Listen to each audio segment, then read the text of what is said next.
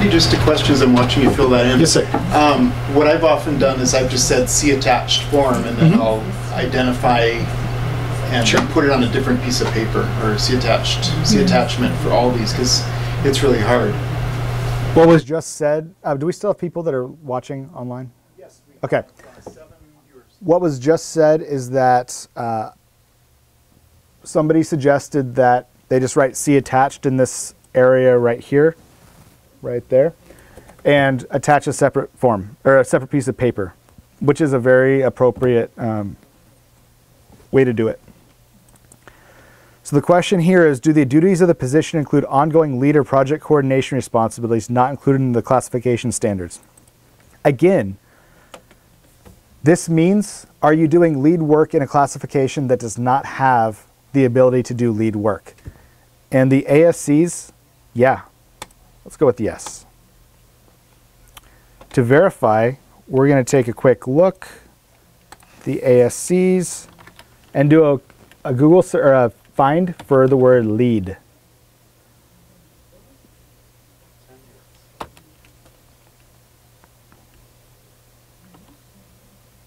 Yeah, so it could, but when in doubt, hit yes and see what happens. And another question. So let's say you do that, you say yes, and it turns out that that particular part doesn't count. That's not going to negate the rest of it. So the question was, essentially the question was, if you mark multiple areas and the university comes back and says, no, you didn't qualify for one area, does that negate the entire application? No, it does not. You could still have performance. My performance was exceptional as indicated by the letter from President Obama during his stay in the residence halls. And the question here is, does the employee have at least one official performance review with exceeds expectations or outstanding? Yeah, absolutely. I'm awesome. Equity, internal equity. Explain the reason to support the request for an equity review. Of the 30 ASC ones on campus hired between 2007 and 2008, I was the only one hired at the bottom of the range. All others were hired at the top. Yes, sir.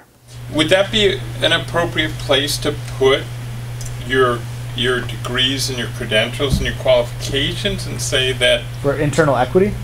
Yeah. The question was, is this an appropriate location to put your bona fides?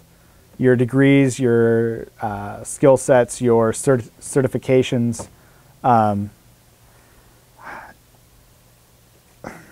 Could it hurt?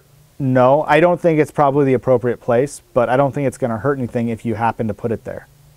Right. I just mean like saying, you know, I'm the only one who, you know, I recently got a master's degree and think that my salary should go up as an equity sort of thing. Well, let me ask you, and this is me playing devil's advocate here.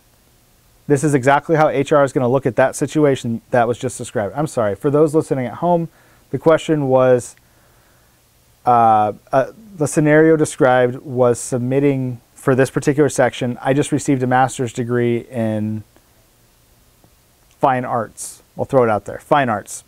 And I'm the only one within this department that has a master's degree in fine arts, and I think I should be compensated at a higher level because of that. And my response right here, let's pretend for a second that I am the Human Resources Office. I'm going to go, how does a master's degree in fine arts make you more marketable working in IT?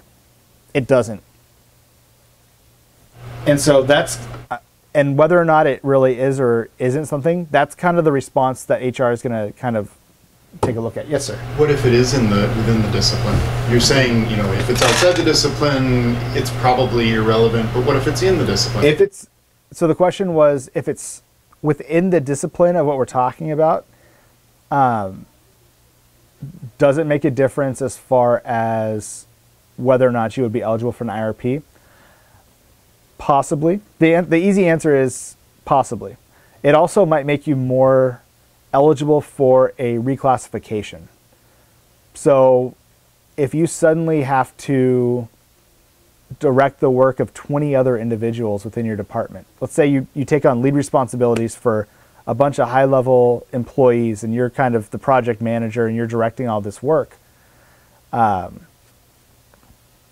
would it be appropriate to have a master's degree in that particular field? Quite possibly. But I don't know that it's necessarily going to be an IRP issue so much as a reclass.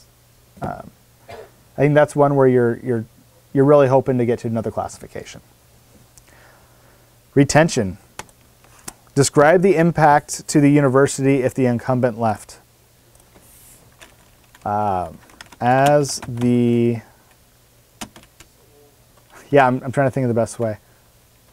Person who has all of the safe combinations. If I left, no business could occur. Throw a little humor in there. All right. Again, I'm going to bring up a specific example. There was somebody who put that on for retention, about their unique skills and skill set. They were asked, have you gotten a job offer from a different place? And when they said no, then it was like, okay, retention kind of doesn't count. They were looking at retention as, hey, I've got a different job. I'm about to leave if you want me to stay here. And that's off. So the comment was, there was someone on this campus who turned in a IRP and was told, was asked the question, because they had marked the retention box, do you have an offer from another employer? And when they said no, they said, well, no, it's not going to be retention then. And it was immediately taken off the table. Is that right? No, it's not right. It's not what was intended with this language. So I don't know what to tell you other than, pardon me? Is that grievable? Again, it's one of those situations in which I don't know if it's necessarily grievable, but it's something that we're going to bring up to the representatives in human resources, or should be brought up to the representatives in human resources. The intent is actually documented correctly. When the language is in their form, they can't do that. That would be, in my opinion, grievable.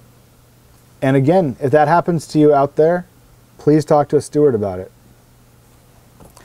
So, we're at the end. We have no time left. You're going to print out this section, right? Or you're going to print out the whole document, print your name here, sign it, scan it in, and send it to your appropriate administrator. After 30 days, if they have not forwarded it on to HR, you're going to send this to HR, copy a steward, copy the administrator, and say, I'm submitting this because my boss never did. Another question. Just real quick, with the language, I think you can actually submit it to HR at the time, right? You don't have to wait. That's a classification review. What's that? That's Article 9.26. That's classification review. You have to wait for 30 days, or you can send it to HR? You have to wait the 30 days. Okay. Yeah.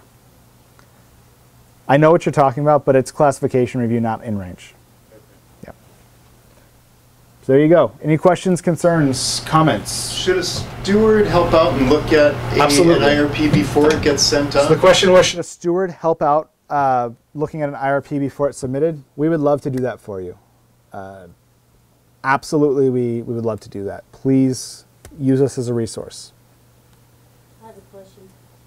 Is the person who is submitting the IRP allowed to see this box here before or when after it goes to the HR? You're talking about this particular box here? Yes, where it's the recommendations of the manager, the VP. Are we allowed to see that? Or know whether it's supported or not supported? That's an interesting question. The question was, are the persons submitting the IRP form allowed to see the recommendation of supervisor manager, this area right here that says completion by MVP only, to see what was recommended, either a yay or a nay? And an easy answer is, I don't have a great answer for you, but we will post this in the comments section once I have an answer for you. All right. Well, then in that case, thank you, everyone. My contact info will also get pasted into the notes. If you have any questions, concerns, comments, jokes, recipes, please let me know.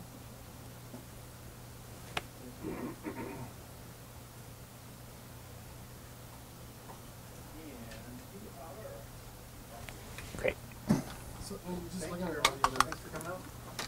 Talk to me, Goose.